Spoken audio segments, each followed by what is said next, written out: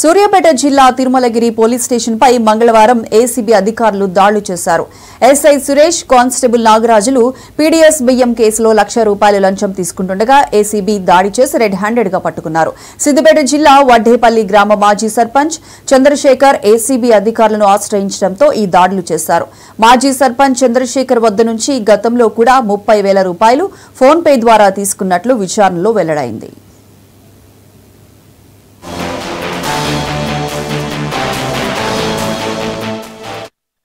అటుకుంటే నన్ను ఎఫ్ఐఆర్ చేసిండు. ఎఫ్ఐఆర్ చేసిన రైస్ మిల్ లేదు లేదని పెట్టిండు.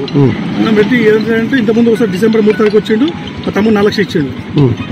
ఇంత ఈఎస్ఐ ముందు ఇంకో ఎస్ఐ ఉండే 5 లక్షలు తీసుకుపోయాడు.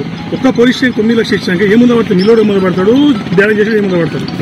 3 లక్షలు తీసుకున్నా 5 లక్షలు. ఏం పేరు ఆయన పేరు తెలియదు. పేరు కూడా మాకే ఇంత 150 కిలోమీటర్లు మాది. మా దగ్గర పోలీసు వాళ్ళు లేరా? మా దగ్గర కమిషనరేట్ లేదా?